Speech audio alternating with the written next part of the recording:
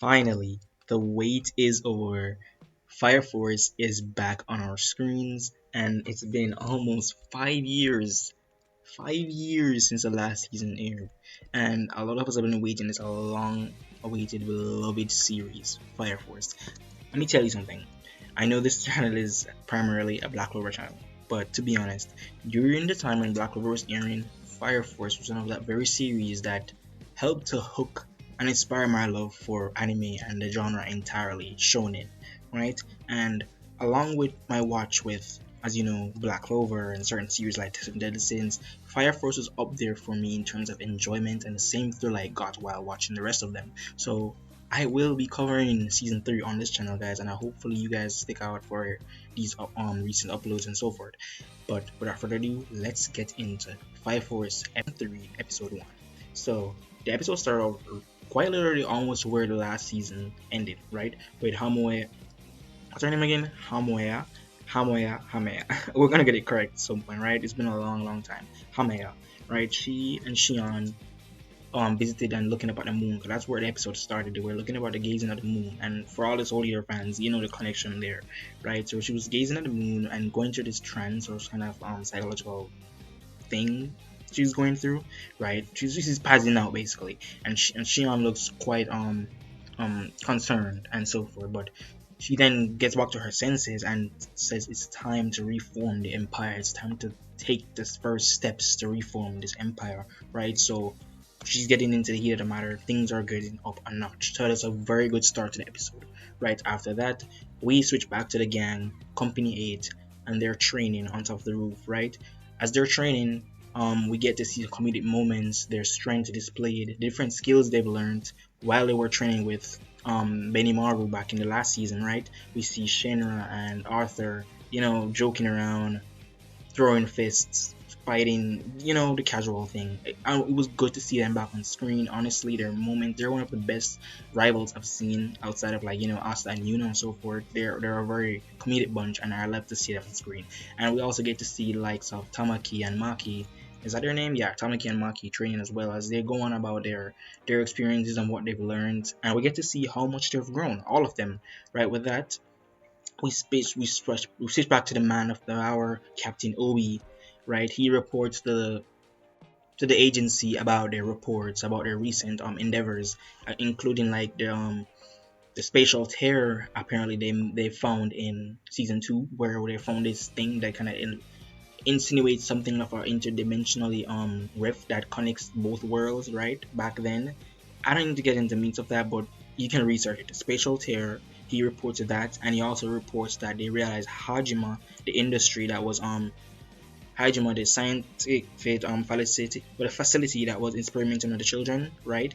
They're not working with the White-Clad. They figured that much out, but what they also figured out is that the kid that Rekka was experimenting on and planted the bug on, he became a host. He became one of the 8 pillars, Nautical, if you guys remember him correctly, right? So he also reported certain things like that, and how they clear up things in the Nether and so forth. If we all remember that in season 2, right? All with that said and done, he reports that only for someone to take him in custody and tell him that the church needs his attention right now, and he's wondering could this mean, what could be the mistake behind this, right? All that with the White-Clad appearing. With that, he gets a little tense and wondering if he's right about them making a mistake when the White-Clad appears. And it was pretty shocking, to be honest. I'm not a manga reader.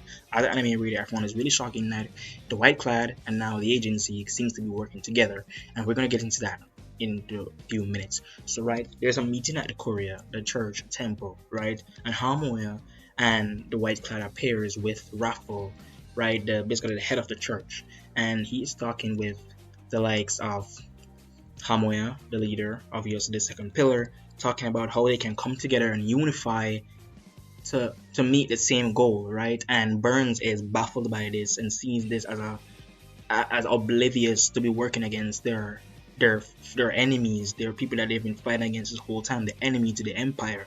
But apparently Haumea sees this distrust, sees this hate they have for them and so forth, and he uses it against them, uses faith against him and the other members of the church, in a way to try to unify them and convince them that their goal is the same, right? To bring about you know, I don't know. I'm not a manga reader, of course, but they said ultimately we thought White-Clad's true goal is to the great cataclysm to basically turn the world into a sun, which is not really good for humanity, is it right? But and the church believes that to be the case.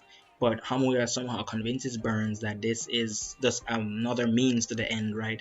What they're doing is trying to really worship their god and show their faith to soul and basically turn the world into a whole sun. I don't, to be honest, in the comments down below, explain to me, guys, exactly how you guys feel about this and explain to me thoroughly. I need to do my research as well because Ferris has been away for a long while. I completely almost forgot what is the true agenda of the White-Clad, but I think I'm getting into it a little bit more.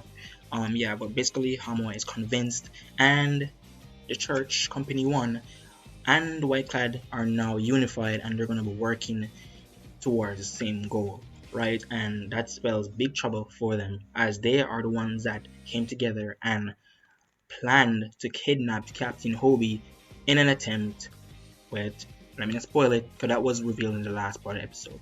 Without further ado, we come back to Company 8 where Hinawaya, the lieutenant, and the group come together, comedic reveal, good moments, nice introduction to the characters.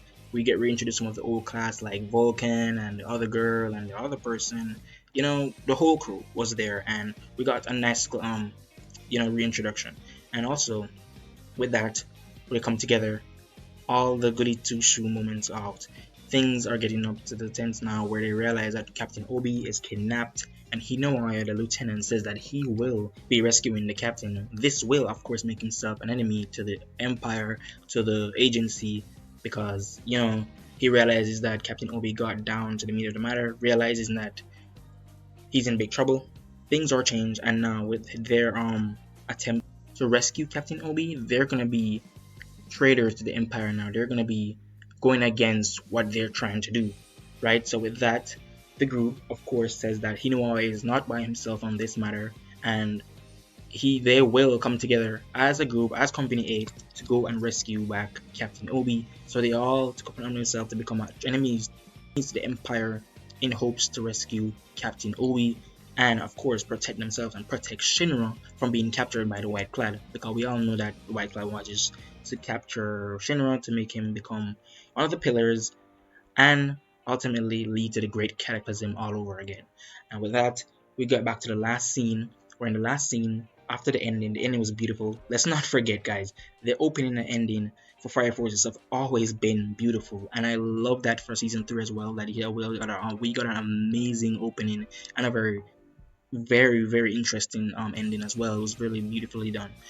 Yeah, but also cutting back to the last scene, we get to realize Haumea and Burns talking a little bit, and they're talking about their capture of Burns, and basically his intent with Burns is to turn him into an infernal, to implant a bug in him for some reason.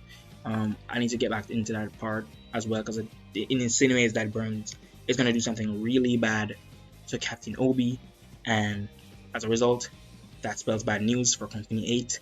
And, but what did I do? This episode was really good. I loved it very much. The wholesome moments, the conflict, the rising suspense, the intrigue for what's going to happen next. This episode hit it all in those spots, and I'm looking forward to the rest of the season. And yeah, without further ado, guys, if you like today's video, if you'd love to clear up anything in the comments down below, please feel free to do so. And without further ado, look out for episode 2 recap coming next week, guys. I'll see you guys in another one. Peace.